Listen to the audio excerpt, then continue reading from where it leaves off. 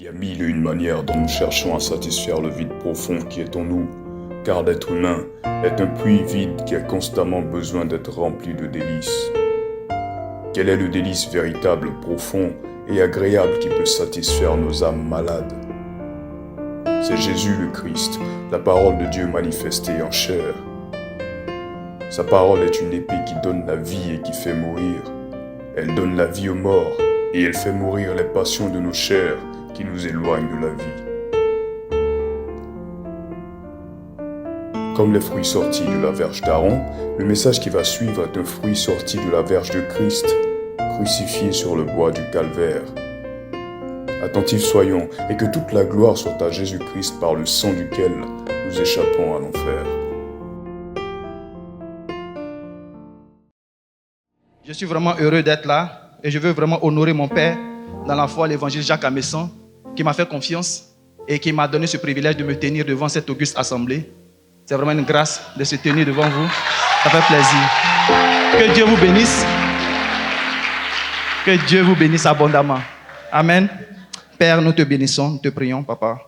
Nous prions que tu prennes le contrôle de notre être tout entier, que tu prennes le contrôle de mon être, corps, âme et esprit, et que Saint-Esprit, tu parles au travers de moi, que tu nous instruises, que tu nous enseignes, que tu nous révèles encore davantage ce que tu attends de nous. Bénis ce moment au nom de Jésus. Amen. Le premier et le plus grand commandement. Marc 12, 28 à 34. On y go. Marc 12, 28 à 34. Je lis la parole du Seigneur. Un des scribes qui les avait entendus discuter, sachant que Jésus avait bien répondu aux Sadducéens, s'approcha et lui demanda: quel est le premier de tous les commandements? Jésus répondit: voici le premier. Écoute, Israël, le Seigneur, notre Dieu, est l'unique Seigneur. Et tu aimeras le Seigneur, ton Dieu, de tout ton cœur, de toute ton âme, de toute ta pensée et de toute ta force. Voici le second. Tu aimeras ton prochain comme toi-même. Il n'y a pas d'autre commandement plus grand que ceux-là. Le scribe lui dit: bien, maître, tu as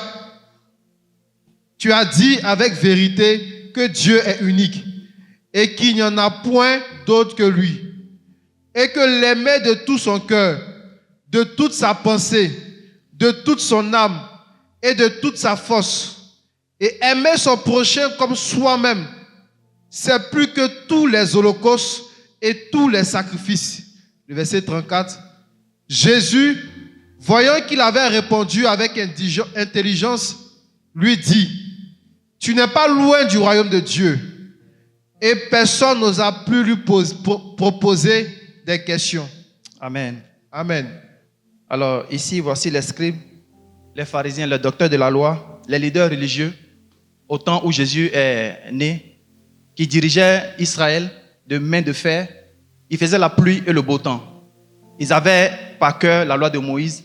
Ils maîtrisaient la loi de Moïse. Jésus même a rendu témoignage d'eux dans Matthieu 23. Il a dit que les scribes et les pharisiens, ils sont assis dans la chair de Moïse.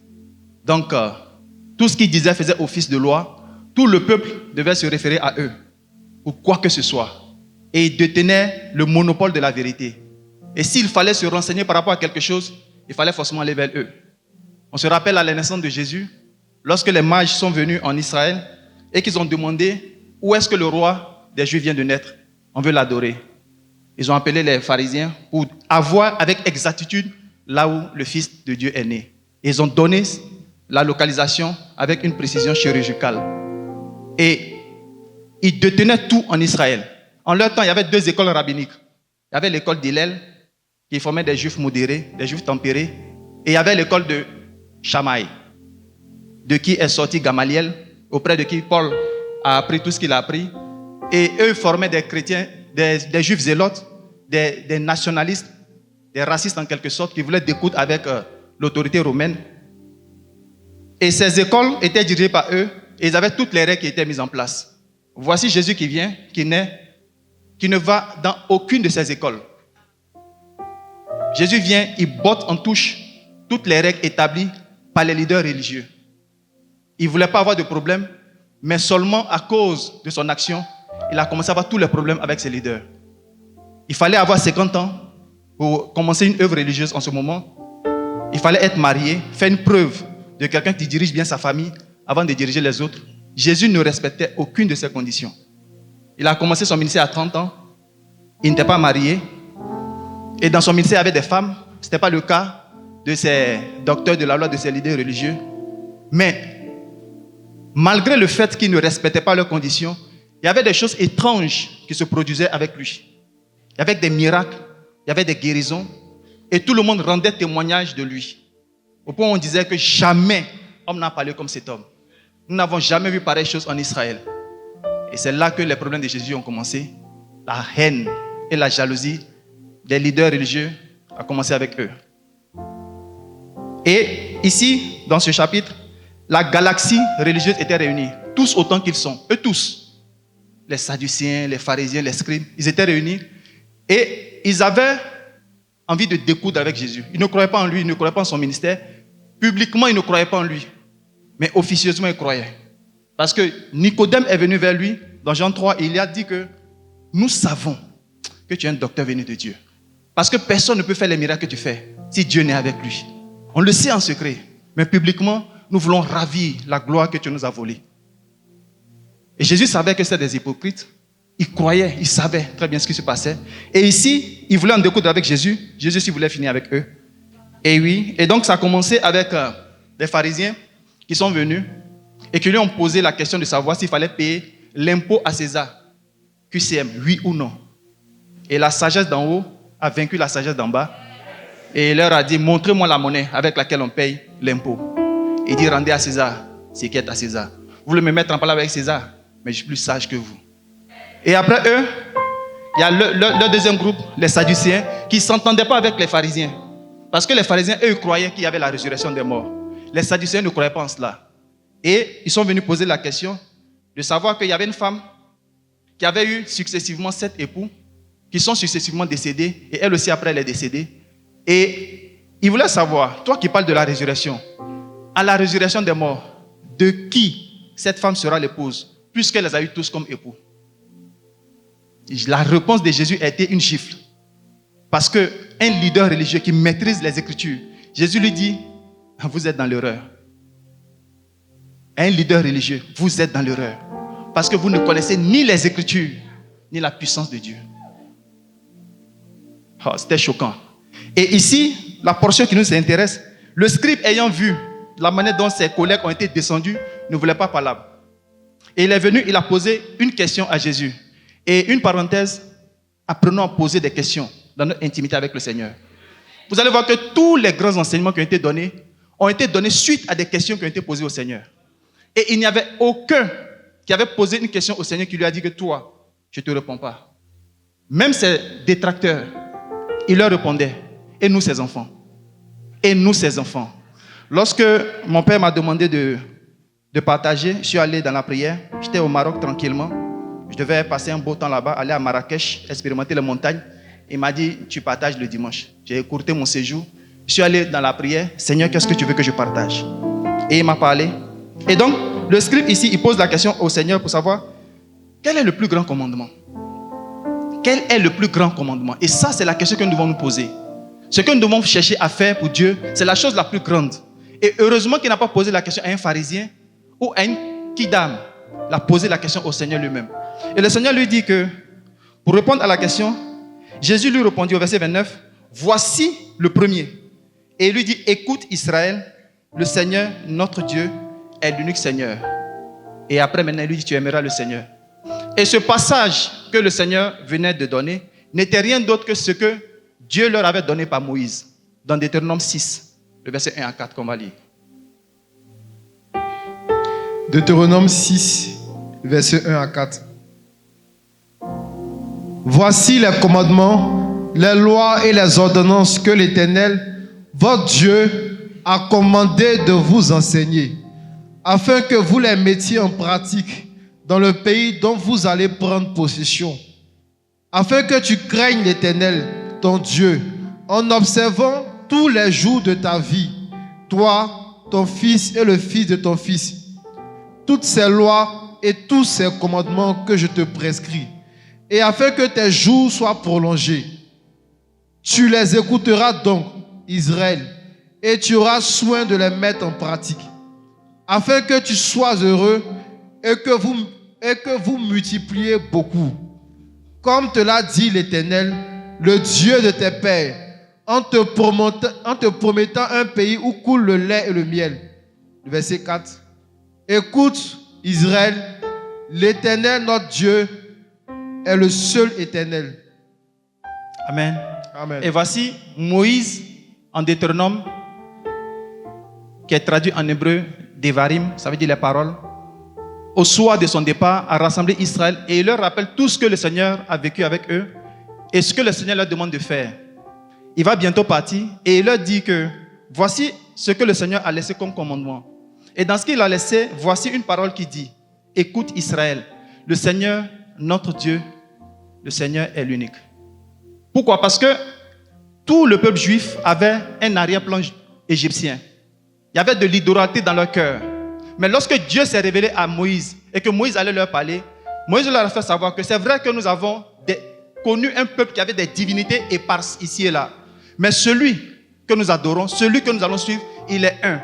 Il n'est pas éparpillé ici et là. Et donc, il faudrait que, avant que vous observez le commandement de Dieu, vous ayez en tête que le Seigneur que nous adorons, il est l'unique. Et cette prière, c'est la prière qu'on appelle en Israël Shema. Shema, et la tradition juive, c'est Shema Israël, Adonai Eloheinu, Adonai Echad.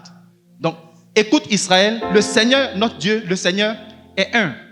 Et vous devez avoir dans votre cœur que le Seigneur, il est un. Il n'est pas disséminé dans les idolâtries ici et là.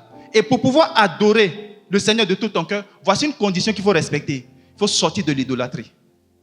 Il faut avoir dans ton cœur le Seigneur comme étant celui par qui les choses commencent et celui pour qui les choses finissent.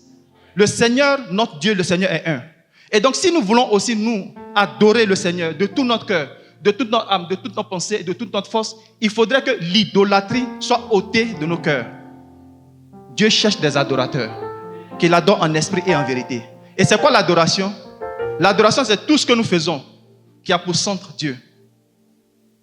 Donc l'idolâtrie, c'est tout ce que nous faisons qui a pour centre autre chose que Dieu. Même si c'est le trône sur lequel le Seigneur est assis qui est au centre, c'est toujours l'idolâtrie. Parce que ce n'est pas le trône de Dieu que nous adorons. C'est celui qui est assis sur le trône et qui règne, que nous adorons. Donc l'idolâtrie, lorsqu'elle rentre dans le cœur d'un homme, tu ne peux pas achever ce que tu commences. Parce que ce que le Seigneur veut, ce sont des personnes qui l'adorent. Et quand on parle d'adoration, il y a l'amour, il y a une passion, il y a un cœur qui est engagé là-dedans. Il ne peut pas avoir d'adoration sans amour, sans passion. Et que ce que tu as commencé ne puisse pas finir. On peut être dans l'idolâtrie, avoir une passion pour l'idolâtrie, mais la fin, c'est la mort. La Bible dit que tout ce qu'on sème pour la chair, c'est la mort, alors que tout ce qu'on sème pour l'esprit, c'est la vie éternelle. Donc, si ce que nous voulons faire, nous voulons avoir la vie et finir avec ça, il faudrait que nous apprenions à nous débarrasser de toute forme d'idolâtrie. Lorsque l'amour est dans quelque chose, il ne peut jamais avoir d'échec. Jamais, ce n'est pas possible. Ce n'est pas possible. Parce que lorsque l'amour vient, Paul nous l'a dit dans Éphésiens que l'amour est comme un quadrilatère qui a 4 côtés. Il a parlé de la longueur, de la largeur, de la hauteur et de la profondeur de l'amour. La longueur, la largeur, la hauteur et la profondeur de l'amour. Donc quand l'amour vient, il vient avec 4 côtés, 4 éléments. Que sont le sacrifice, l'endurance. Les Anglais appellent ça des staying power. L'endurance, la passion et le plaisir.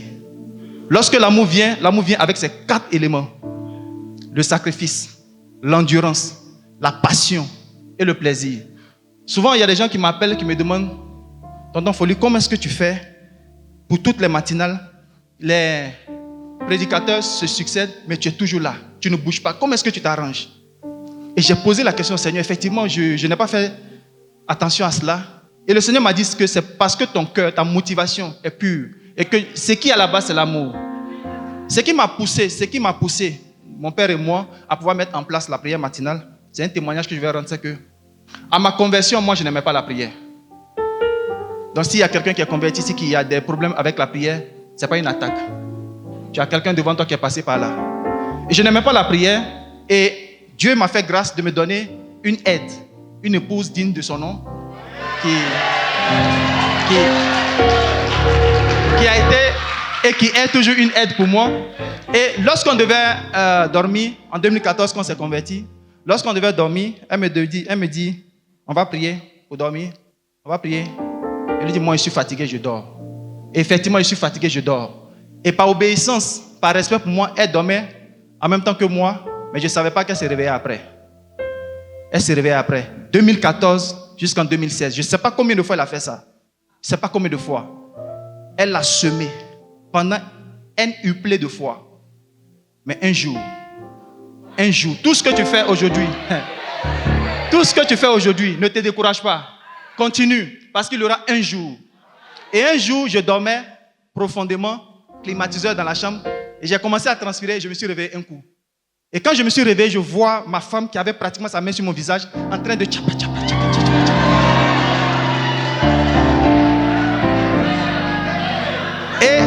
Et je me réveille, je vois l'action, ses yeux étaient fermés. Et quand je regarde l'action, j'avais quelques mois de conversion, mais j'ai entendu clairement la voix de Dieu qui me dit, tu n'as pas honte. Et j'avais effectivement eu toute la honte de ma vie. Je me suis étiré pour mettre mon visage ailleurs, pour ne pas qu'elle me voie. Et je n'ai pas dormi toute la nuit, jusqu'au matin. Et quand je me suis réveillé, j'ai fait cette prière sincère au Seigneur. Je lui ai dit, Seigneur, je reconnais que je n'aime pas prier. Et j'ai eu honte vraiment tout à l'heure là. Aide-moi à trouver des personnes qui te craignent et qui prient, qui vont m'aider. La puissance de la prière, ça ne dépend pas de la longueur de la prière forcément. Ça ne dépend pas des mots que nous plaçons forcément. Ça dépend de la sincérité que nous plaçons dans la prière. Et quand j'ai fait cette prière, juste quelques mois après, je suis tombé sur le collectif des frères en Christ, avec à leur tête mon père dans la foi, l'évangile Jacques Amessan. Et on était dans ma voiture, on conduisait, et j'étais avec lui et Elton J. Tu te souviens? On était dans la voiture et je lui ai dit que moi, franchement, je n'aime pas prier. Et quand je pense aux jeunes, j'ai la migraine.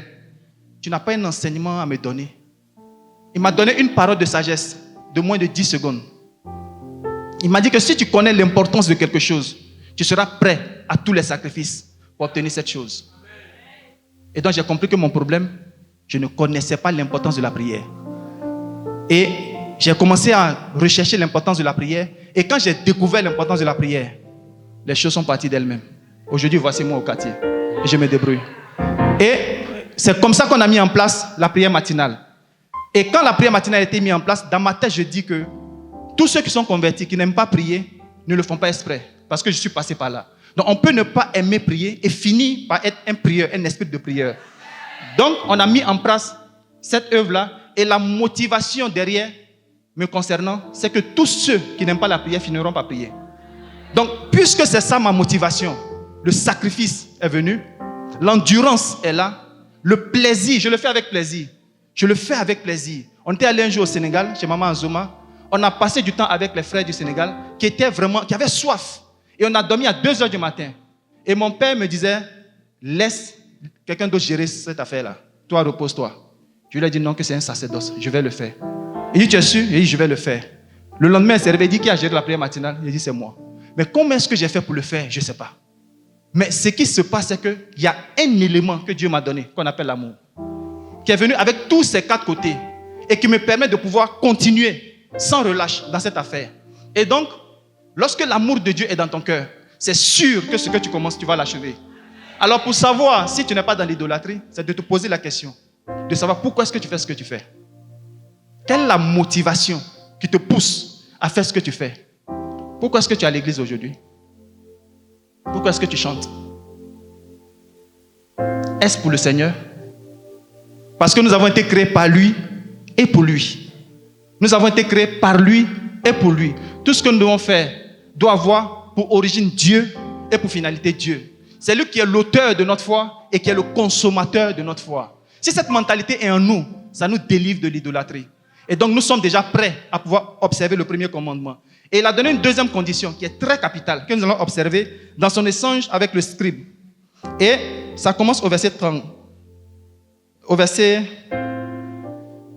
32, le scribe lui dit, bien maître, tu as dit avec vérité que Dieu est unique et qu'il n'y a point d'autre que lui. Et que l'aimer de tout son cœur, de toute sa pensée, de toute son âme, de toute sa force, et son prochain comme soi-même, c'est plus que les holocaustes et tous les sacrifices. Jésus, voyant qu'il avait bien répondu avec intelligence, lui dit, tu n'es pas loin du royaume de Dieu. Ça m'a intrigué. Parce qu'il n'a fait que répéter ce que Jésus a dit, n'est-ce pas? C'est la même chose que Jésus a dit qu'il a répété. Mais Jésus lui dit, tu n'es pas loin du royaume de Dieu. En d'autres mots, tu n'es pas dans le royaume. Donc on peut répondre très bien, réciter les versets, dire les choses clairement comme Jésus l'a dit et ne pas être dans le royaume de Dieu. Pourquoi? Parce que celui à qui on s'adresse doit être le Seigneur, ton Dieu. Et scribe n'a pas pour Seigneur Dieu. Et donc malgré tout ce qu'il disait et qu'il répétait très bien ce que le Seigneur a dit, il dit tu n'es pas loin du royaume de Dieu. Tu n'es pas, pour ne pas le choquer, il ne lui a pas dit tu n'es pas dans le royaume de Dieu ou bien je ne te connais pas. Et nous ici à la MSA, notre credo c'est que il n'y aura personne à qui le Seigneur dira au dernier jour je ne t'ai jamais connu. Il n'y aura personne. Voilà pourquoi nous allons insister et réinsister sur le message de la conversion. Et ici le problème avec le scribe, c'était la nouvelle naissance. Jésus n'était pas son Seigneur. Et comment est-ce que Jésus devient notre Seigneur? C'est par la nouvelle naissance. Et cette nouvelle naissance, nous allons insister là-dessus. Parce que la première fois que le Seigneur a donné cet enseignement, il ne l'a pas donné à un juif lambda. Il l'a donné à un docteur de la loi. Quelqu'un qui maîtrisait par cœur la loi de Moïse, mais qui n'était pas né de nouveau. Donc ça veut dire qu'aujourd'hui, il y a des leaders religieux qui peuvent être là et qui ne sont pas nés de nouveau. Il y a des personnes qui sont au milieu de nous qui ne sont pas forcément nées de nouveau. Et c'est à nous qui devons insister pour que ces personnes-là ne soient pas comme celui qui, dans la salle de noces, était au milieu des gens qui avaient porté un habit de noces, mais qui lui n'avait pas d'habit de noces. Et le Seigneur est venu, il a dit, mon ami, comment se fait-il que tu es là sans avoir habit de noces? Et il l'a mis dehors. Mais nous ici, nous allons insister là-dessus. Et je bénis le nom du Seigneur pour la vie de mon frère Élisée, qui a parlé la dernière fois de la repentance. Et tout ça, c'est pour insister sur la nouvelle naissance. Et donc, le problème de ce scribe, quand bien même ayant bien répondu au Seigneur, n'était pas né de nouveau. Jésus n'était pas son Seigneur. Et comment est-ce que Jésus devient notre Seigneur? C'est par la nouvelle naissance, comme je le dis. Et quel est l'élément que le Seigneur utilise pour pouvoir activer la nouvelle naissance? C'est l'évangile. Paul dit dans Romains 1, verset 16, que l'évangile est la puissance de Dieu pour le salut de quiconque croit. De quiconque. Lorsque tu crois en l'évangile, tu es sauvé.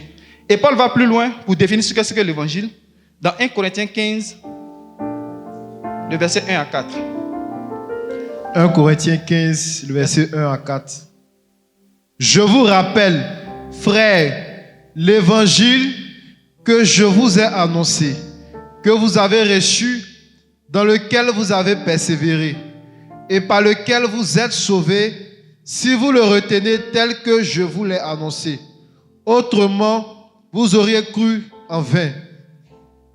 Je vous ai enseigné avant tout, comme je l'avais aussi reçu, que Christ est mort pour nos péchés, selon les Écritures, qu'il a été enseveli et qu'il est ressuscité le troisième jour, selon les Écritures. Amen. Amen. Donc ici, Paul nous décrit ce que c'est que l'évangile.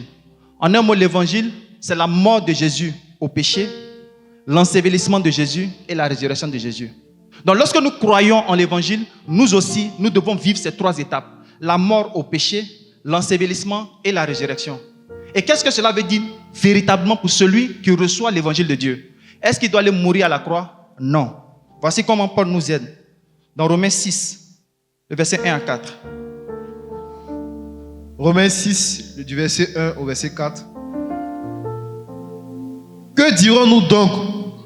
Demeurerions-nous dans le péché afin que la grâce abonde? Loin de là. Nous qui sommes morts au péché, comment vivrons-nous encore dans le péché? Ignorez-vous que nous tous qui avons été baptisés en Jésus-Christ, c'est en sa mort que nous avons été baptisés. Nous avons donc été ensevelis avec lui par le baptême en sa mort, afin que, comme Christ est ressuscité des morts par la gloire du Père, de même nous aussi, nous marchions en nouveauté de vie. Amen. Amen. Donc voici le passage qui nous permet de nous identifier à l'évangile que nous recevons. Et ici, Paul parle de la mort au péché. Définissons clairement la mort. C'est quoi la mort? Simplement, la mort, c'est la séparation. Un homme est mort lorsque son âme est séparée de son corps. Donc, mourir au péché, c'est se séparer du péché. Donc, lorsqu'on se sépare du péché, on est mort au péché. Et le fait de se séparer du péché, c'est ce que la Bible appelle la repentance. Mourir au péché, la repentance. Et il dit que nous sommes d'abord morts au péché. C'est-à-dire nous sommes repentis. La repentance, c'est mourir au péché. C'est-à-dire tourner le dos au péché. Et on ne s'arrête pas là. Et on se donne à Jésus.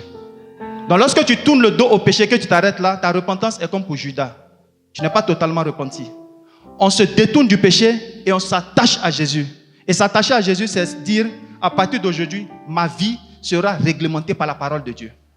Et Jésus étant la parole, donc vivre en conformité avec la parole de Dieu, c'est achever sa repentance. Donc après la mort au péché, maintenant Paul nous définit ce que c'est que l'ensevelissement. Au verset 4, il dit, nous avons donc été ensevelis avec lui par le baptême. Donc lorsque nous sommes morts, il faut qu'on soit ensevelis. Et Paul nous définit ici que l'ensevelissement, c'est le baptême. Donc ça veut dire que lorsque nous sommes morts, on doit être ensevelis. Lorsque nous nous repentons, nous devons passer par les eaux du baptême. Donc, quelqu'un qui se fait baptiser sans se repentir, il n'est pas dans les conditions définies par la parole de Dieu. Parce que pour être enseveli, il faut mourir. Donc si quelqu'un se fait baptiser sans repentance, c'est qu'il s'est enseveli vivant. Il a été enterré vivant parce qu'il n'est pas mort. Or, quelqu'un qui s'enterre vivant, qui meurt dans ça, s'est donné la mort. Or, Dieu dit, tu ne tueras point. Donc, si tu t'enterres vivant et que tu meurs dans cet état, tu vas en enfer. Parce que tu t'es donné la mort. Tu ne tueras point. Donc, avant de t'enterrer, d'être enseveli, il faut observer la mort au péché. C'est-à-dire la repentance. Il faut se repentir de son péché. Et la repentance, c'est un acte qu'on pose consciemment et volontairement. Donc, ça veut dire qu'un bébé ne peut pas se repentir. N'est-ce pas? Un bébé ne peut pas se repentir de ses péchés parce qu'il n'est pas conscient. Et quelqu'un qui s'est repenti, qui a été enseveli seulement par la tête, n'est pas enseveli. Parce que l'ensevelissement, c'est tout le corps. Donc le baptême, c'est une immersion. Le baptême est une immersion. Donc lorsqu'on quitte la repentance, on va au baptême. Voici les deux conditions que le Seigneur nous promet. Et après ces deux conditions, il y a une promesse qui nous est donnée. La nouveauté de vie, c'est-à-dire le Saint-Esprit. On reçoit le Saint-Esprit maintenant qui nous permet de pouvoir dire non aux choses auxquelles on ne disait pas non hier. Dire non aux choses qui nous dominaient hier. Cette promesse est pour ceux qui se sont repentis et qui sont fait baptiser après avoir entendu l'évangile. Amen. Et donc souvent ici aussi la difficulté, c'est souvent par rapport à la repentance, la mort au péché. Et on se demande, de quel péché dois-je me repentir? Qu'est-ce que je dois faire? Et il y en a qui ont eu un cœur sincère pour aider le Seigneur. Ils ont dit, il faut commencer à arrêter ton péché depuis la Saint-Glinglin jusqu'à aujourd'hui. Et ça, c'est fastidieux, n'est-ce pas? Qui peut se souvenir de ses péchés depuis sa naissance? Ou bien depuis qu'il a commencé à être conscient? Même qui peut se souvenir de tout ce qu'il a fait il y a une semaine, 2 semaines, 1 mois? C'est pas possible. Et aussi souvent, ce que nous pensons, c'est que nous pensons que telle chose est péché. Telle chose n'est pas péché. Mais comment est-ce que Dieu voit ça? Est-ce que les gens oublient? C'est que l'arbre qui a fait chuter l'homme dans le jardin d'Éden, c'est l'arbre de la connaissance du bien et du mal. Donc dans ce arbre-là, il y a des choses qui sont bien qu'on fait, mais qui sont mal aux yeux de Dieu. Donc il est difficile pour quelqu'un de dire que voici la liste de mes péchés qui doit être acceptée devant Dieu. Ce n'est pas possible. Donc ce qu'on appelle la cure d'âme, c'est une bonne initiative, une bonne volonté des hommes pour pouvoir aider Dieu, mais Dieu n'est pas dedans. L'Ecclésiaste dit que Dieu a fait les choses simples, mais l'homme a cherché beaucoup de détours parce qu'il veut plaire à Dieu. Mais un bon père, qu'est-ce qu'il fait? Il se sacrifie pour ses enfants.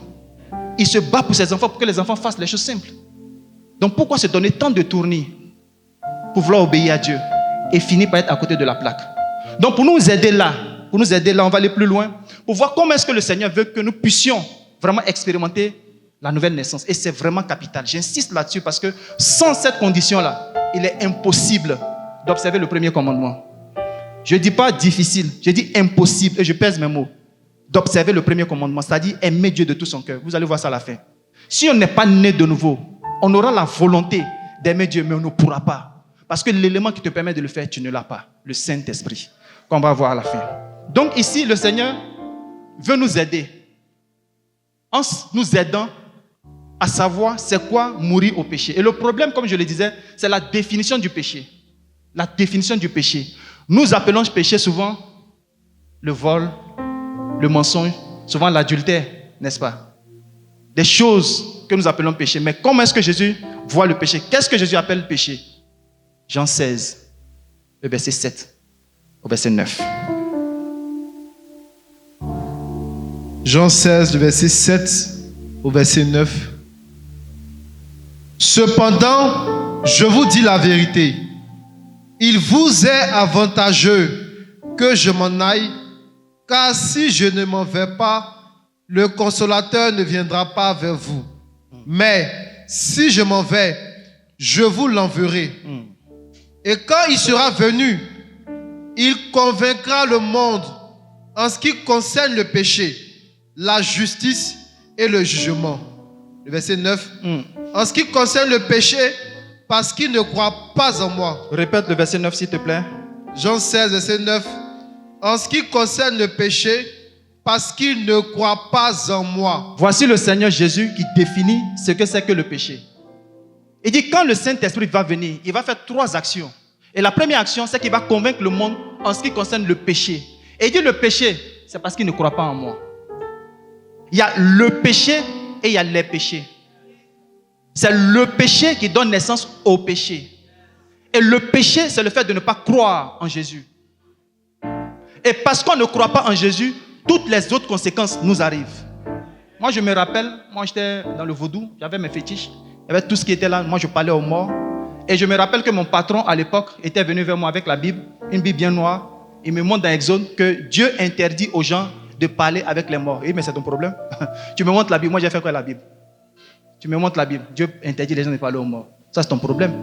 Mais le jour où j'ai reçu l'évangile, ce n'est pas quelqu'un qui m'a dit de balancer mes fétiches, d'arrêter de voler le courant de la CIE, de mettre ma vie en règle avec ma femme. Les choses sont venues d'elles-mêmes, naturellement d'elles-mêmes. Parce que j'ai renoncé au péché. J'ai commencé à croire en Jésus et ma vie a été réglementée. Donc, le péché, ce n'est pas d'abord la masturbation, non. Ce n'est pas d'abord le vol, non. Le vol, la masturbation, l'infidélité, tout cela sont les conséquences du péché qui est qu'on ne croit pas en Jésus.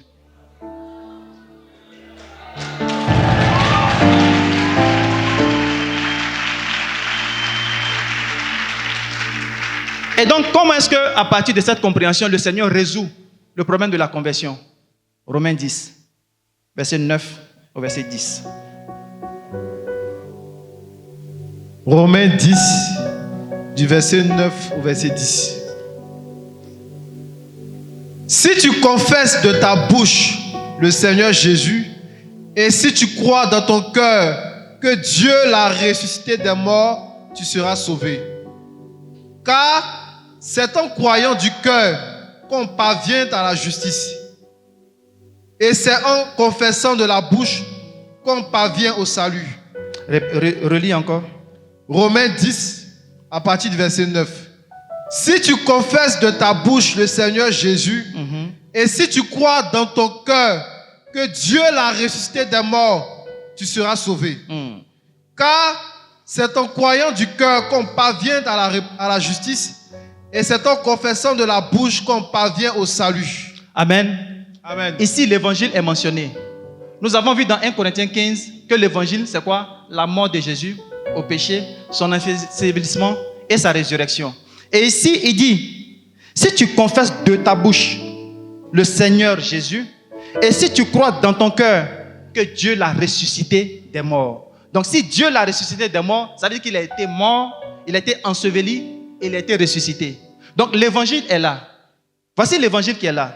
Et il montre ici, Paul montre ici que lorsque le salut doit intervenir, il y a 2 organes de l'homme qui sont concernés. Son cœur et sa bouche. Le cœur, c'est pour Dieu. La bouche, c'est pour les hommes. Le Seigneur a dit dans 1 Samuel 16 que l'homme regarde à ce qui frappe les yeux. Mais moi, je regarde au cœur. Parce qu'il est le Dieu qui sonde les cœurs et qui sonde les reins. Donc lorsque l'évangile est annoncé, le Saint-Esprit est derrière la parole de Dieu pour l'exécuter dans le cœur du croyant. Et quand tu reçois cet évangile et que tu crois, comme je le dis actuellement, tu peux être là, ton voisin ne sait pas ce qui se passe dans ton cœur. Mais Dieu le sait. Comment est-ce qu'on saura que quelque chose s'est passé? C'est lorsqu'on va dire qu'il va donner sa vie au Seigneur, qu'on va voir que quelque chose s'est passé dans ton cœur. Donc, du cœur, tu confesses la Seigneurie de Jésus. Or, nous savons que le péché, c'est qu'on ne croit pas dans la Seigneurie de Jésus. Donc, lorsque tu crois en la Seigneurie de Jésus, le problème du péché est réglé. Quand tu crois que Jésus est ton Seigneur et que tu décides de lui donner ta vie, le problème du péché est résolu. Si tu le fais sincèrement. Parce que Dieu connaît le cœur de l'homme. Et donc, on confesse après de la bouche que Jésus est mon Seigneur. Ça veut dire, aujourd'hui je décide de suivre Jésus. Je veux faire ce qu'il veut que je fasse. Il est mon Seigneur et automatiquement je deviens son serviteur. La Bible dit que toutes choses ont été faites par la parole. Et rien de ce qui se fait ne se fait sans la parole. Donc lorsque nous acceptons la Seigneurie de Jésus sur notre vie, il y a une parole qui va nous donner. Il y a un commandement qui va nous donner. Il y a quelque chose qui va nous dire pour sceller cette alliance de Seigneur à serviteur. Et ce qu'il va nous dire, c'est ce que nous devons pratiquer. C'est ce que nous devons faire pour pouvoir recevoir le Saint-Esprit. Parce que la Bible dit dans Acte 5, verset 32, que Dieu donne son esprit à ceux qui lui obéissent. Moi, lorsque j'ai reçu l'évangile, lorsque j'ai entendu l'évangile pour la première fois, je n'étais pas converti, naturellement. J'étais avec ma fiancée dans le temps, on n'était pas mariés. Comme je l'ai dit tout à l'heure, je volais le courant de la CIE. Que la CIE me pardonne. Je volais le courant de la CIE. Et quand j'ai reçu l'évangile, automatiquement, j'ai compris qu'il fallait mettre ma vie en règle. Il fallait arrêter de voler le courant. Donc j'avais tué, j'avais trop fait. Mais, il y a une voix intérieure qui est montée à moi, qui m'a dit, parle à ta femme. C'est tout. Quand Dieu te parle de manière brève, toi-même ton cœur développe et tu sais de quoi il parle. Et il fallait que je lui parle de ma vie passée. Et quand j'ai compris ça, il dit non, c'est pas possible. Dieu ne peut pas faire ça. Une telle femme qui me respecte, je vais vraiment me dénuder comme ça devant elle, en lui parlant de ma vie passée. Mais de toute la façon, c'est ma vie passée. Elle n'était pas là, donc ça ne la regarde pas. Ce qui est bon avec Dieu, tu finis de faire ton raisonnement, il revient. Il faut lui parler. Il faut lui parler. Il n'est pas pressé. Tu fais ton mea culpa, tu fais tes dissertations. Dieu est là. Il est assis sur le trône et il règne. Il dit, il faut lui parler. Et c'est quand j'ai parlé de ma vie sale passée à ma femme que j'ai su que quelque chose s'est passé en moi. Le piédestal sur lequel j'étais est descendu. Parce que je lui ai dit que je sortais les prostituées. J'avais des copines normales et puis des copines prostituées. Ça, il fallait dire ça à ma femme. Une femme qui me respectait comme ça.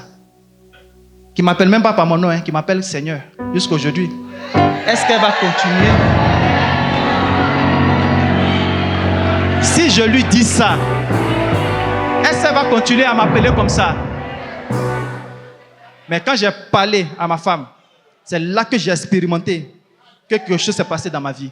Moi, j'étais très colérique avant. Avec mes fétiches, il n'y a pas quelqu'un qui pouvait résister devant moi. Personne. Et ma femme le sait. Et elle m'a vu un jour, elle dit, Jésus est vraiment ressuscité. Jésus est vraiment ressuscité. Parce que je gérais un studio d'enregistrement et on avait des matériels qu'on mettait à disposition. Version originale venait répéter chez nous. Et j'avais un matériel que j'avais envoyé à la réparation. Et un papa, un pasteur, est venu et il a dit, il faut lier la guitare. Je lui ai dit que non, j'ai envoyé ça à la réparation. Et le vieux a commencé à m'insulter. Le vieux a commencé à m'insulter. Et voilà moi, en tête de lui demander pardon. Donc quand il a commencé à m'insulter, ma femme est sortie rapidement, elle est venue à côté de moi. Parce qu'elle sait que quelque chose peut se passer. Mais elle vient et puis elle me regarde en train de demander pardon au vieux. Et un autre de mes employés aussi vient et il a commencé à insulter le papa. Et moi je le calme, Michel, non laisse, Michel laisse. Il dit, ah folle, tu as changé hein. Ah. Et je suis rentré dans la chambre, je suis assis et je me regarde, il dit quelque chose s'est passé. Ma femme me demande, tu vas bien? Et moi, je ne sais plus. Je ne sais plus si je vais bien. Je ne sais plus. Je ne sais plus. Et parce que j'ai accepté d'obéir au commandement que le Seigneur m'a donné, Il m'a donné son esprit. Donc ça veut dire que tu as tout fait juste. Mais si Dieu te dit, ta tante qui t'a insulté là, tu avais raison, mais elle t'a insulté, va lui demander pardon. Et que tu dis non, moi je vais jeûner 40 jours. Tu ne vas pas recevoir le Saint-Esprit. Beaucoup le font. Il y a des calls que le Seigneur donne à des personnes, aussi simple que ça, pour juste tester le fait que toi-même, tu puisses prendre conscience s'il est vraiment ton Seigneur ou pas. Il va te dire quelque chose. Et c'est à cette chose-là qu'il faut obéir. Il ne faut pas chercher midi à 14h. Dieu t'a dit, va demander pardon, demande pardon. Si Dieu t'a dit, la coupe de masturbation pour toi est pleine, laisse, il faut laisser. Il faut laisser. Moi, c'est le jour où j'ai parlé à ma femme que j'ai vu qu'un changement est venu dans ma vie. Parce qu'il y a une fille aussi qui avait manqué du respect à ma femme. J'ai dit, moi, folie, je ne parle plus avec elle. Toi, tu vas déshonorer ma femme. Je ne parle plus avec elle jusqu'à ma mort. Et quand j'ai fini de parler à ma femme, Dieu dit, tu te rappelles de Blandine? Appelle-la pour lui demander pardon. Il dit à ma femme que j'ai entendu une voix, mais je ne sais pas si c'est de Dieu. Elle dit laquelle? Elle dit, Dieu dit de demander pardon à Blandine. Elle dit, ah, c'est la repentance.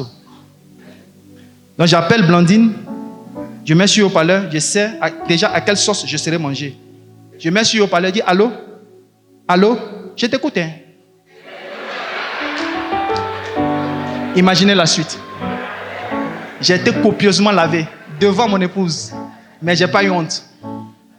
Mon honneur, ma gloire a été descendue par l'instruction que Dieu m'a donnée. Et il travaille toujours mon caractère au fur et à mesure. Et c'est là que j'ai reçu le Saint-Esprit. Donc, ça veut dire que si tu es dans le processus de te convertir, il faut écouter ce que le Seigneur te dit. Il faut mettre cela en pratique. C'est ce qu'il te dit que tu dois faire. Si tu fais autre chose, ça c'est toi qui le fais. L'obéissance vaut mieux que les sacrifices. Mais si tu fais ce qu'il te demande de faire, tu vas recevoir le Saint-Esprit. Et lorsque tu reçois le Saint-Esprit, tu deviens son enfant. Il est ton Seigneur. Et c'est parce que tu as reçu le Saint-Esprit que maintenant tu peux pratiquer le premier commandement. Pourquoi? Romains 5, le verset 5.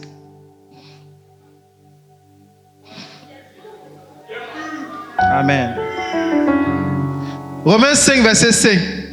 Or, l'espérance ne trompe point, parce que l'amour de Dieu est répandu dans nos cœurs par le Saint-Esprit qui nous a été donné. Amen. Amen. Donc, lorsque nous recevons le Saint-Esprit, son premier travail dans notre cœur, c'est nous donner l'amour. Nous recevons l'amour pour pouvoir donner à Dieu l'amour, pour pouvoir donner à notre prochain l'amour. Donc, celui qui n'est pas converti et qui n'a pas le Saint-Esprit ne peut pas recevoir l'amour dans son cœur. Et je vous ai dit que l'amour a 4 dimensions. L'endurance. Donc ça fait que si quelqu'un n'est pas converti et qu'il vient dans la maison de Dieu, il finira tôt ou tard par se fatiguer. Parce qu'il n'a pas reçu l'endurance. Quand les combats viendront, il sera fatigué. Parce que l'élément qu'on appelle l'endurance n'est pas là. L'élément qu'on appelle le sacrifice n'est pas là. Quand on lui dit qu'il faut prier chaque matin, il faut couper ton sommeil, il faut jeûner, le sacrifice n'est pas là. Il finira par se lasser. Parce que celui qui est l'auteur de tout ce qui te permettra de pouvoir durer et terminer dans la présence de Dieu, dans la marche chrétienne, n'est pas en toi. Lorsque nous recevons le Saint-Esprit, il nous donne l'amour de Dieu pour pouvoir l'aimer. Et quand on a reçu l'amour, on pratique le premier commandement. Tu aimeras le Seigneur ton Dieu de tout ton cœur, de toute ton âme, de toute ta pensée et de toute sa force. La question à se poser ici, c'est comment aimer quelqu'un qu'on ne connaît pas? Lorsqu'on se convertit, on reçoit 3 choses. Le pardon du péché. Nos péchés sont pardonnés.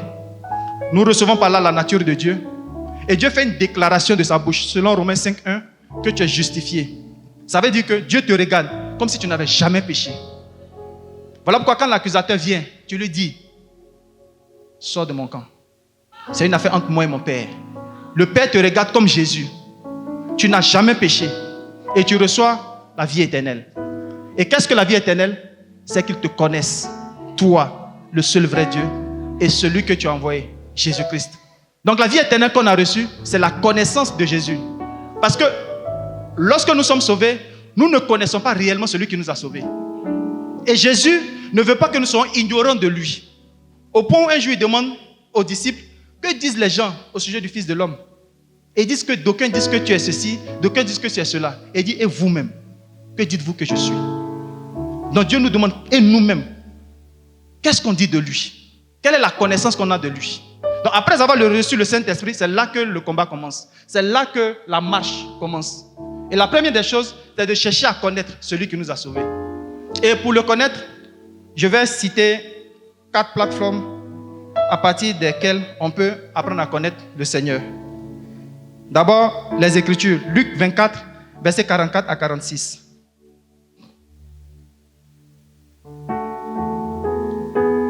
Luc 24, versets 44 à 46. Puis il leur dit, c'est là ce que je vous disais lorsque j'étais encore avec vous, qu'il fallait que s'accomplisse tout ce qui est écrit de moi dans la loi de Moïse, dans les prophètes et dans les psaumes. Alors il leur ouvrit l'esprit afin qu'ils comprissent les Écritures. Et il leur dit, ainsi il est écrit que le Christ souffrirait et qu'il ressusciterait des morts le 3e jour. Amen. Amen. Donc ici, le Seigneur leur fait comprendre que il fallait que s'accomplisse ce qui a été écrit de lui. Le Seigneur Jésus dit qu'il est celui qui est et qui sera, qui était. Donc celui qui est et qui sera, c'est le même qui était. Et ce qu'il était est renseigné dans les Écritures. Donc lorsque nous allons dans les Écritures pour méditer, ce n'est pas pour accomplir un devoir religieux. C'est pour aller chercher à connaître qui est Christ. Nous méditons pour connaître celui qui nous a sauvés. Et connaître Christ, c'est connaître sa nature. C'est savoir qui il est. Et chercher à devenir comme il est. Et pour le devenir, il nous a donné son esprit. Pour nous aider à être transformés de jour en jour. Renouvelés, transformés pour ressembler à Christ. Deuxième plateforme, Genèse 16, le verset 6 au verset 3, au verset 13. Genèse 16, verset 6 à 13. Genèse 16, à partir du verset 6. Abraham répondit à Saraï, voici, ta servante est en ton pouvoir. Agis à son égard comme tu le trouveras bon.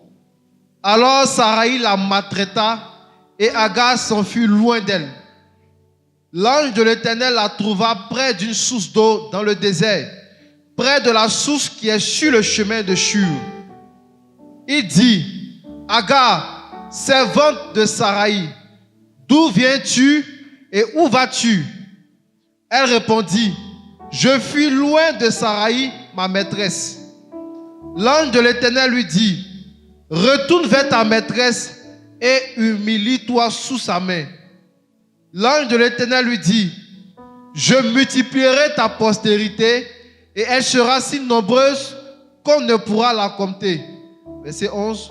L'ange de l'Éternel lui dit, voici, tu es enceinte et tu enfanteras un fils à qui tu donneras le nom d'Ismaël, car l'Éternel t'a entendu dans ton affliction.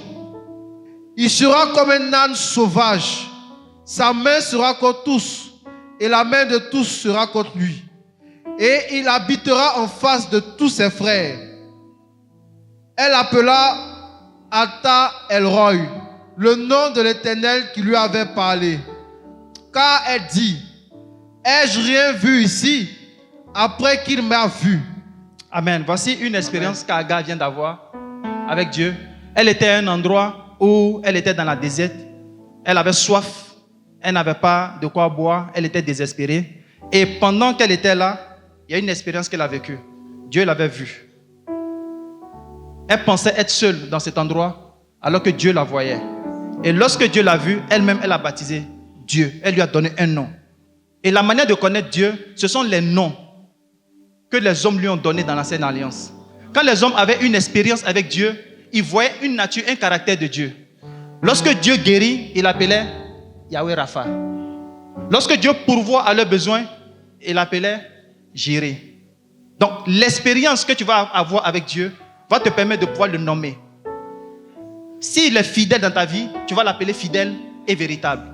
Et donc, au travers de ces expériences, au travers des choses que les hommes ont vécues, on a une idée de qui Dieu est. Et cette idée que nous avons de Dieu fait que s'il y a des choses que nous vivons, nous ne pouvons pas les accepter parce que nous disons que cela n'est pas en adéquation avec le caractère et la nature de Dieu. Troisième plateforme, Job 42, le verset 5. Job 42, le verset 5. Mon oreille avait entendu parler de toi, mais maintenant mon œil t'a vu. Ça, c'est une déclaration que nous faisons lorsqu'on reçoit un réma. Là, la parole de Dieu devient maintenant personnelle pour nous. Et donc, quand on engage la parole de Dieu dans la lecture, dans l'étude, parce que quand on lit, c'est pour avoir des informations. Quand on lit la Bible, c'est pour avoir des informations. Jésus est né ici, Jésus a grandi là, Jésus a fait ça. Maintenant, quand on étudie, on commence à se poser des questions par rapport aux informations qu'on a reçues pour avoir la compréhension. Et quand on a cette compréhension, ça bâtit une foi en nous. La chose devient pour nous. On s'approprie cette vérité. On reçoit ce réma. Et quand on reçoit ce réma, on dit non, avant je croyais que maintenant, j'ai vu que Dieu. Et tu diras, mon oreille avait entendu parler de toi. Mais aujourd'hui, moi-même j'étais expérimenté. Et cette expérience fait que la vie que tu auras dans le secret sera pareille à la vie que tu auras en face de tout le monde. Lorsqu'on ne connaît pas Dieu, lorsqu'on n'a pas une expérience personnelle avec Dieu, on est faux. On est bien aux yeux des autres, mais lorsqu'on est derrière le voile, on est nous-mêmes. Il n'y a pas une réalité. Le but pour lequel la parole de Dieu descend de notre conscience à notre subconscient, c'est pour que nous soyons un avec cette parole. Parce que lorsque nous avons une connaissance, une compréhension, la finalité, c'est que cette connaissance quitte notre conscience pour descendre dans notre subconscient. Parce que la subconscience de l'homme, c'est ce qui fait l'homme lui-même. C'est ce qui fait que tu seras toi-même partout où tu te trouves. Et donc cette expérience nous transforme. Cette expérience bâtit la foi en nous. Cette expérience que nous avons avec la parole de Dieu nous permet de devenir comme Christ en réalité. Et la dernière plateforme, la personne de Jésus-Christ lui-même. Hébreux 1, verset 1 à 3. Hébreux 1, du verset 1 au verset 3. Après avoir autrefois, à plusieurs reprises et de plusieurs manières, parlé à nos pères par les prophètes, Dieu, dans ces derniers temps, nous a parlé par le Fils, qu'il a établi héritier de toutes choses, par lequel il a aussi créé le monde, et qui, étant le reflet de sa gloire et l'empreinte de sa personne, et soutenant toutes choses par sa parole puissante, a fait la purification des péchés, et s'est assis à la droite de la majesté divine dans les lieux très hauts. La Bible dit ici que Jésus est l'empreinte de Dieu. Il est le reflet de sa gloire. Et le Seigneur Jésus, quand il est venu sur la terre, normalement, ce pourquoi il était venu, c'était pour nous racheter du péché. Et nous savons que sans effusion de sang, il n'y a pas de pardon pour le péché. Donc normalement, ce dont on avait besoin, c'était le sang. Mais pourquoi est-ce que Jésus a vécu jusqu'à 30 ans avant de commencer son ministère? Avant de commencer l'œuvre dans laquelle il est rentré. C'est pour nous montrer le modèle de fils et de fille que Dieu veut. Jésus est venu pour corriger la perception que les hommes avaient du Père. Il est venu et il a donné un enseignement qu'on appelle communément le sermon sur la montagne. Et il dit, vous avez appris qu'il a été dit, mais moi, je vous dis. Jésus vient pour corriger notre perception de Dieu, pour que nous puissions savoir qui Dieu est. Christ est venu pour corriger l'image de Dieu, afin que quand nous regardons le Seigneur Jésus, nous savons que parce qu'il agit comme ça, c'est comme ça aussi que le Père est. Parce qu'il est le reflet de Dieu. Il est son empreinte. Et Christ est venu et beaucoup de choses ont été dites sur lui-même. Et lui-même, il nous dit des choses le concernant. Qui il est lui-même. Des choses qui sont sorties de sa bouche. On va voir quelques passages où Jésus parle de qui il est. Jean 6, verset 35. Jean 6, le verset 35.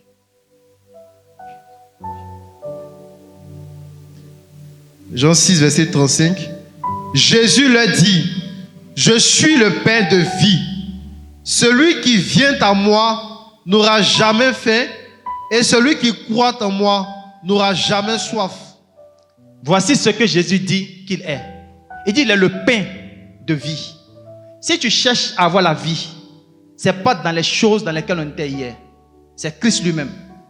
Et ce pain de vie dont il a parlé, il le parlait lorsqu'il parlait du fait qu'il allait donner sa chair et son sang. Et les Juifs qui l'écoutaient étaient scandalisés. Et il a dit que vous le voulez ou pas, ce que je suis, c'est ce qui va vous donner la vie. Parce que vous parlez du fait que vos pères ont mangé la manne dans le désert. Ils disent qu'ils ont mangé la manne, mais ils sont morts. Mais moi, si vous mangez, vous allez vivre. Et il a dit devant la tombe de Lazare que celui qui croit en moi vivra même s'il meurt. Pourquoi? Parce qu'il a en lui le pain de vie. Jésus, c'est la vie. Jean 8, verset 12. Qu'est-ce qu'il dit de lui là-bas? Jean 8, le verset 12. Jésus leur parla de nouveau et dit: je suis la lumière du monde. Celui qui me suit ne marchera pas dans les ténèbres, mais il aura la lumière de la vie. Amen. Amen. Jésus nous fait savoir ici que tous les Illuminati qui cherchent la lumière, même s'ils ont cette lumière, ils vont toujours marcher dans les ténèbres. Parce que la véritable lumière, c'est Jésus. Cette lumière qu'est Jésus, ce qui prouve que c'est lui qui est la lumière, c'est que lorsqu'il vient à toi, il y a quelque chose qui se passe dans ta vie. Il y a une délivrance que tu as par rapport aux choses desquelles tu étais esclave. Tu peux être Illuminati, tu peux être dans des loges. Mais si cette lumière que tu reçois t'entraîne toujours dans l'esclavage, c'est que tu n'as pas la lumière du monde. Et la lumière que nous avons reçue aujourd'hui nous permet de pouvoir être libres des choses qui nous dominaient hier et être esclaves de Jésus. Vivre la liberté en Christ. Amen. Jean 10, le verset 1 et le verset 7. Jean 10, le verset 1 et le verset 7. En vérité, je vous le dis, celui qui n'entre pas par la porte dans la bergerie, mais qui monte par ailleurs, est un voleur et un brigand. Verset 7. Le verset 7, Jean 10, verset 7.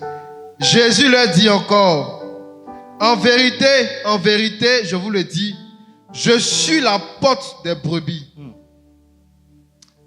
Jésus dit, celui qui n'entre pas par la porte et qui monte par ailleurs est un voleur et un brigand. Et ça, ce message, il le dit concernant le fait d'entrer dans le royaume de Dieu. Et il dit, cette porte-là, c'est moi. Donc, dans le royaume de Dieu, il y a l'accès autorisé, qui est Jésus, qui est la porte. Et il montre aussi que dans ce royaume, on peut aussi monter par ailleurs. Donc, si tu montes par ailleurs, tu es dans le royaume, mais tu n'es pas de ce royaume. Si quelqu'un vient dans ma maison et que la personne saute la clôture pour entrer, elle est dans ma maison, mais elle n'est pas la bienvenue. Donc, la porte autorisée pour le royaume de Dieu, c'est Jésus. Donc, pour pouvoir rentrer dans le royaume de Dieu, il faut rencontrer d'abord Christ. Il faut rencontrer Christ, c'est rencontrer l'évangile. Et l'évangile, c'est quoi? C'est christocentrique. On parle de Christ du début jusqu'à la fin. Si tu entends un évangile où on dit Babylone, dénoncé, et puis tu te convertis, tu n'es pas rentré par la porte.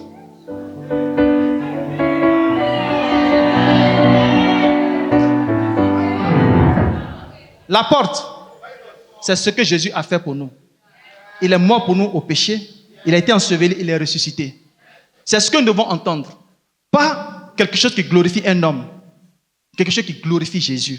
Il dit quand le Fils de l'homme sera élevé, il va attirer les hommes à lui. Jésus est la porte autorisée. Donc si tu as entendu un évangile, ou bien si tu es arrivé dans un milieu à cause de la beauté du milieu n'est pas la porte autorisée. La porte autorisée, c'est Christ. Et Jésus-Christ seul. Amen. Jean 10, toujours le verset 11. Jean 10, le verset 11. Je suis le bon berger. Le bon berger donne sa vie pour ses brebis. Le Seigneur dit qu'il est le bon berger. Il n'est pas seulement que le berger. Il est le bon berger.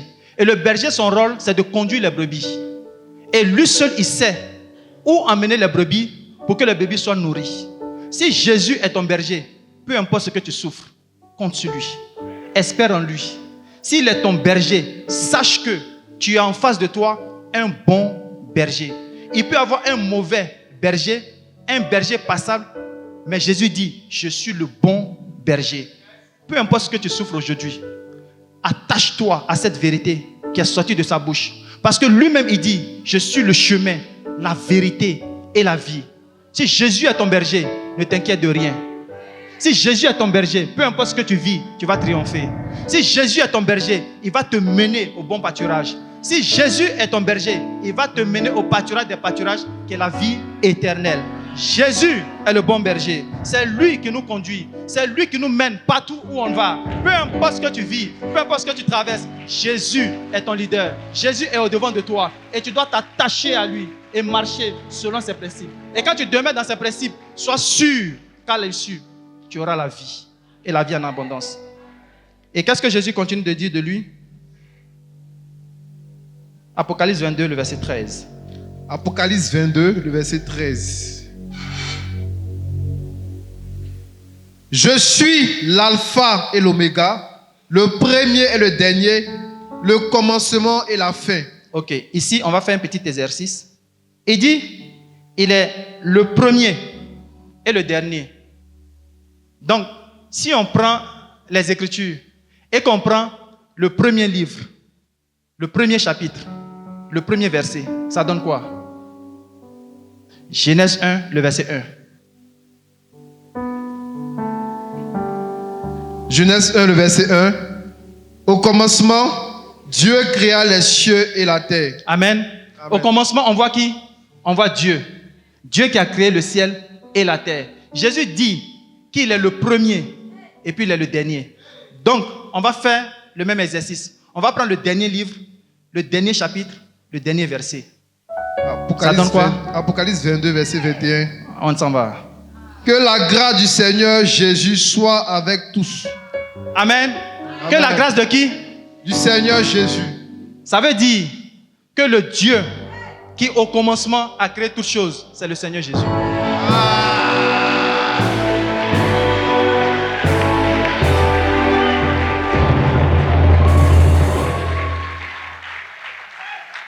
Ton Dieu est Père, c'est le Seigneur Jésus. La Bible dit que la fin d'une chose vaut mieux que son commencement. Donc si c'était lui qui était au commencement, on va le laisser jusqu'à la fin. Et la fin, il dit c'est lui. C'est lui. C'est Jésus qui est notre Dieu. C'est lui qui est notre Père. C'est Jésus qui est tout pour nous. Il est le commencement et il est la fin. S'il est dans ta vie, s'il a commencé quelque chose avec toi, il va l'achever. Ça, c'est la pure vérité. S'il a commencé avec toi, il va l'achever. Sois-en sûr que c'est lui qui a commencé. Parce que s'il n'a pas commencé avec toi, ne t'attends pas à lui à la fin. Tout ce que tu engages comme activité, tout ce que tu engages comme œuvre, sois sûr qu'il est au commencement. Et si véritablement il est au commencement, il fera forcément à l'arrivée. Il sera forcément à la fin. C'est ce que est Jésus. Voici qui est Jésus, ton Dieu que tu adores, c'est ce qu'il est. C'est différentes notions que lui-même a donné de lui. Cette nature qu'il a donnée de lui est vraiment ce qu'on doit chercher à connaître pour avoir la foi en lui et marcher en lui. Et ça, ce sont des vérités dont on va voir la révélation. On doit être conscient de cette vérité. Parce que si on n'est pas conscient, la vérité est là, mais elle ne nous profite pas. La preuve, on va prendre un passage. Et ce passage-là, je l'ai lu depuis ma conversion. Je n'ai pas toujours compris. Jusqu'à ce que je pose la question au Seigneur, il m'a aidé. 2 Rois 6, le verset 8 au verset 17. 2 Rois 6, 8 à 17. On va faire une petite lecture. 2 Rois 6, 8 à 17. Le roi de Syrie était en guerre avec Israël. Et dans un conseil qu'il tient avec ses serviteurs, il dit: mon camp sera dans un tel lieu. Mais l'homme de Dieu fit dire au roi d'Israël: garde-toi de passer dans ce lieu, car les Syriens y descendent. Et le roi d'Israël envoya des gens pour s'y tenir en observation vers le lieu que lui avait mentionné et signalé l'homme de Dieu. Cela arriva non pas une fois ni 2 fois. Le roi de Syrie en eut le cœur agité. Il appela ses serviteurs et leur dit: ne voulez-vous pas me déclarer lequel de nous est le roi d'Israël? L'un de ses serviteurs répondit: personne, ô roi mon Seigneur, mais Élisée, le prophète, qui est en Israël, rapporte au roi d'Israël les paroles que tu prononces dans ta chambre à coucher. Et le roi dit: allez et voyez où il est, et je le ferai prendre. On vint lui dire: voici, il est à Dothan. le verset 14. Il y envoya des chevaux, des chars et une forte troupe qui arrivèrent de nuit et qui enveloppèrent la ville. Le serviteur de l'homme de Dieu se leva de bon matin et sortit.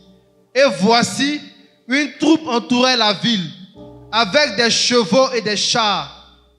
Et le serviteur dit à l'homme de Dieu: Ah, mon Seigneur, comment ferons-nous? Il répondit: Ne crains point, car ceux qui sont avec nous sont en plus grand nombre que ceux qui sont avec eux.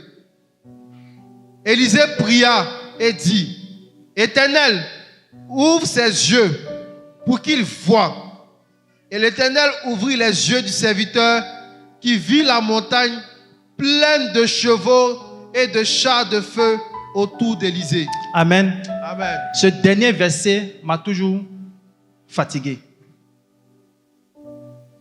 L'Éternel ouvre les yeux du serviteur et voit des chars de feu et des chevaux autour d'Élisée. Or, voici le schéma.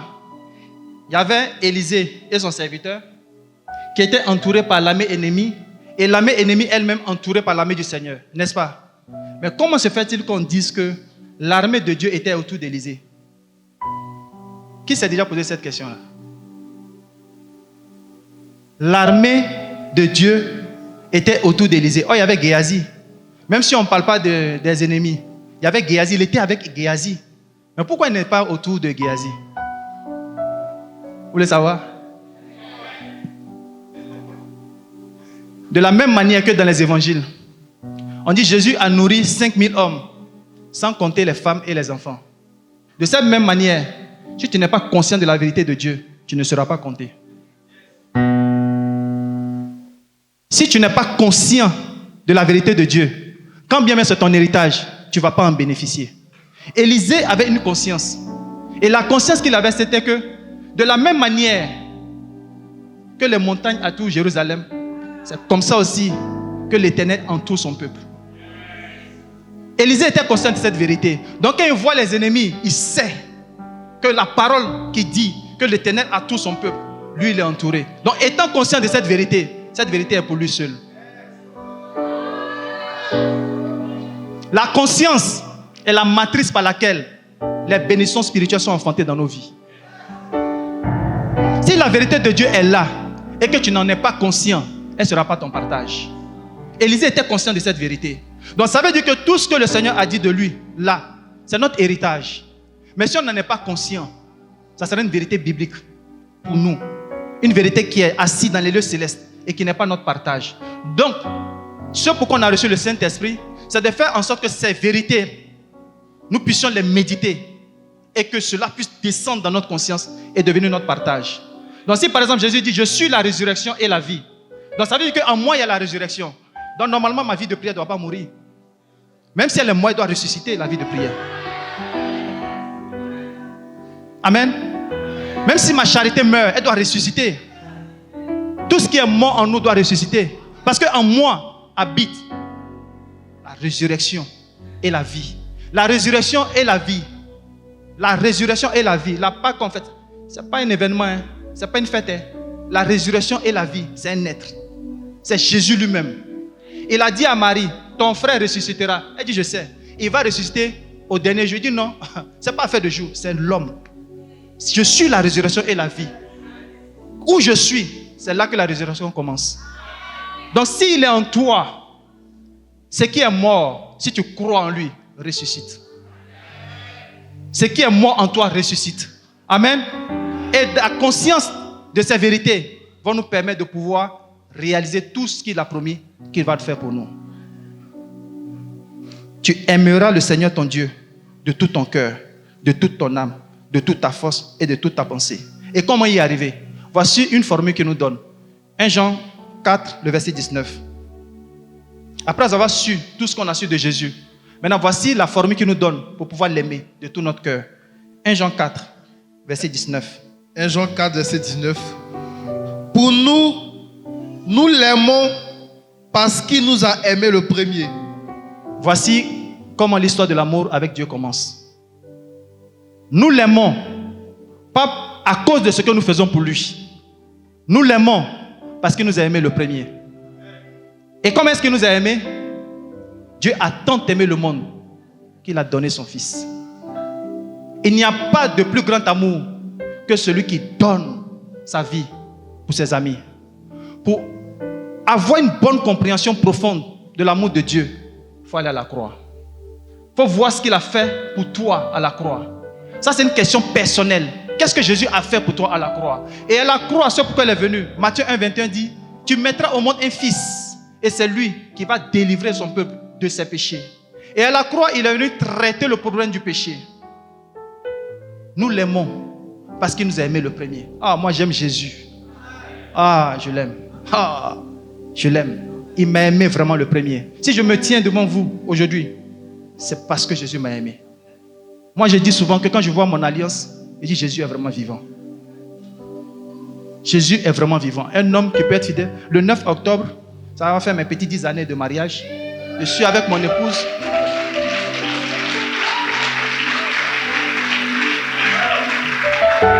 Je suis avec mon épouse, ça fait pratiquement 10 ans. Et moi qui autrefois ne pouvais pas faire 2 jours sans rester tranquille. Aujourd'hui, 10 ans avec le Seigneur, dans la fidélité. Nous l'aimons parce qu'il nous a aimé le premier. Et l'amour qu'il nous a manifesté, c'est qu'il est venu nous donner la capacité de faire les choses que nous désirons faire. Paul dit, misérable que je suis. Quand je veux faire le bien, je me retrouve en train de faire le mal que je n'arrive pas à faire. Je veux faire le bien, mais malgré moi, quand je me regarde en train d'accomplir là que je suis en train d'accomplir, je fais ce que je ne veux pas. Souvent j'étais là, j'ai dit non, aujourd'hui je ne veux pas aller chez les prostituées, je vais rester à la maison, je vais rester à la maison. Et au moment où je suis en train de marcher moi seul, je vais rester à la maison, je vais rester à la maison. Et quand je veux prendre conscience de ma vie, il y a un démon qui venait serrer mon cou. Je luttais toujours avec la mort. Moi je dormais avec faux cœur. J'ai dit, que sera, sera. Que sera, sera. Je dormais avec faux cœur. Ma femme, en ce moment qui était ma fiancée, est au courant. Il y avait une nuit où je me réveillais entre la vie et la mort. J'étais parti entre la vie et la mort. Elle a tapé dans mon dos jusqu'à ce que je revienne à moi-même. Et en 2014, quand j'ai accepté le Seigneur, jusqu'à aujourd'hui, plus jamais de démon qui vient serrer mon cou. Il est parti en 2014 sans me dire au revoir. Et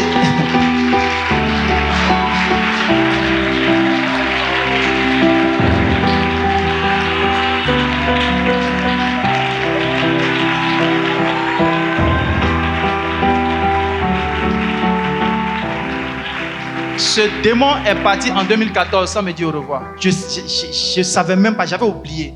Jusqu'à ce qu'on arrive à un programme d'évangélisation en Ngati où j'étais avec mon père dans la foi, Jacques Amessan, et on était allé vers une femme qui voulait être guérie d'une maladie. Et il lui disait qu'il y a une maladie qui est plus urgente que la maladie que tu vis actuellement. C'est la maladie du péché. Est-ce que tu es sauvé? Elle dit, moi je suis sauvé. Je suis convaincu de mon salut. Je suis chez les méthodistes. Je suis toujours régulier, je paie tout ce qu'il faut payer. Je n'ai pas de problème par rapport à mon salut. Mais j'ai un problème là. Quand je dors les nuits, il y a quelqu'un qui vient serrer mon cou. C'est dit, il est parti sans me dire. J'ai oublié. J'ai dit à Jacques de me laisser répondre à cette question en rendant mon témoignage. Et quand j'ai fini de parler, elle dit, c'est que je ne suis pas chrétienne alors. Et on lui a annoncé l'évangile. Nous l'aimons parce qu'il nous a aimé le premier. On peut être tenté de dire que qu'est-ce que Jésus a fait pour moi? Moi, quand je regarde ma vie, il n'a rien fait pour moi. Le fait même que tu entendes la vérité que tu entends actuellement, il a trop fait pour toi. Je me rappelle, en cherchant la vérité, ici et là, j'étais allé dans une assemblée qu'on appelle Dieu est Dieu. J'ai entendu des choses là-bas. Et si j'étais resté là-bas, je ne sais pas ce que je serais devenu. Le fait d'entendre cette vérité que tu entends, beaucoup cherchent à entendre cette vérité, ils ne l'entendent pas. Il y a des enseignements de notre Père que les gens entendent dire « Waouh !» Mais on n'a jamais entendu cette vérité. Et quand ils entendent cette vérité, ça les transforme. Il y a des gens qui sont en France qui disent qu'eux ne fréquentent plus d'autres assemblées. Ils attendent MSA en ligne parce qu'ils savent ce que Dieu a fait pour eux au travers de la MSA. Qu'est-ce que Dieu a fait pour toi? La reconnaissance commence par le fait de reconnaître en âme et conscience ce que Dieu a fait pour toi. Qu'est-ce que Dieu a fait pour toi? Il dit celui qui est fidèle dans les petites choses, il le sera dans les grandes. Le peu qu'il a fait pour toi, la vie que tu as, le fait que tu as assis sans oxygène, que tu auras à payer après. Il a trop fait pour toi. Le fait d'être en bonne santé, il a trop fait pour toi. Il t'a délivré de tes péchés. Même si tu n'as pas ce que tu cherches, c'est sûr que quand tu vas mourir, tu ne vas pas aller en enfer. Il nous a accordé la grâce de la repentance. C'est un privilège que les démons n'ont pas. Il a arraché ce privilège aux démons. Aucun démon ne peut se repentir. Mais à nous, il nous donne la grâce, la capacité de nous repentir pour pouvoir hériter du royaume éternel. Qu'est-ce que Dieu a fait pour toi?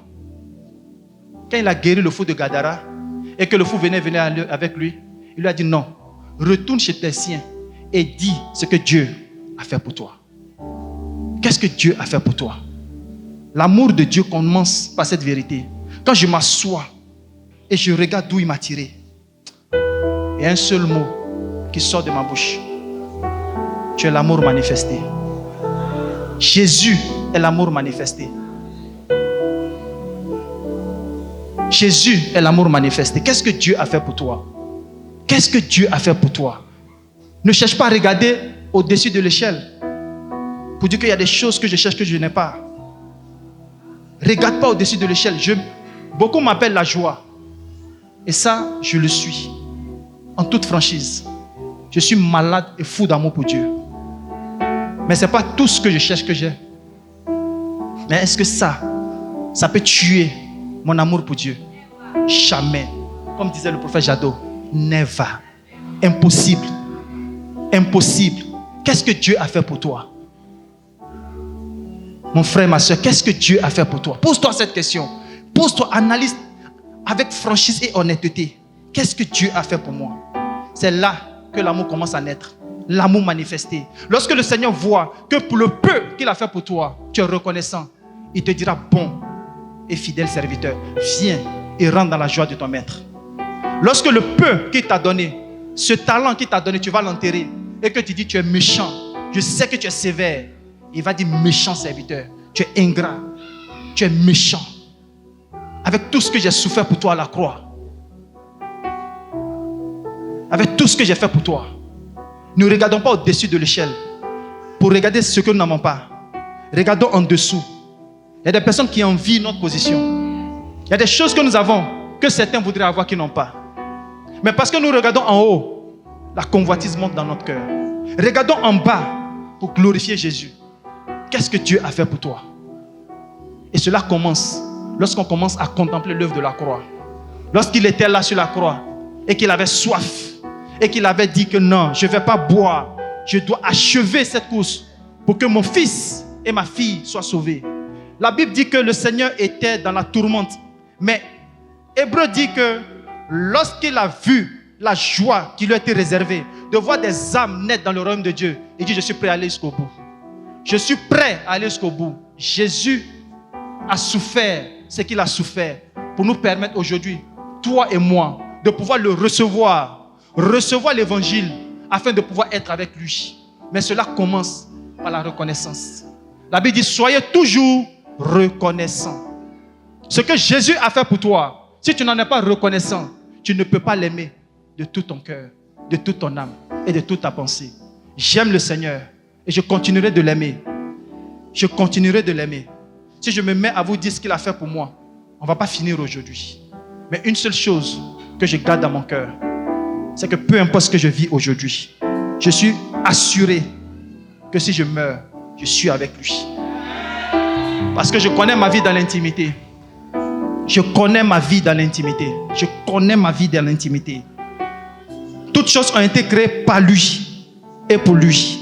Tu as été créé par lui et pour lui. Tu n'as pas été créé par lui et pour ton prochain. Tu as été créé par lui et pour lui. Que tout ce que tu fasses, fais-le de bon cœur. Pas comme pour les hommes, mais pour le Seigneur ton Dieu. À cause de ce qu'il a fait pour toi. Jésus t'aime. Le Seigneur nous aime. Ah, quand je parle de lui, de son amour.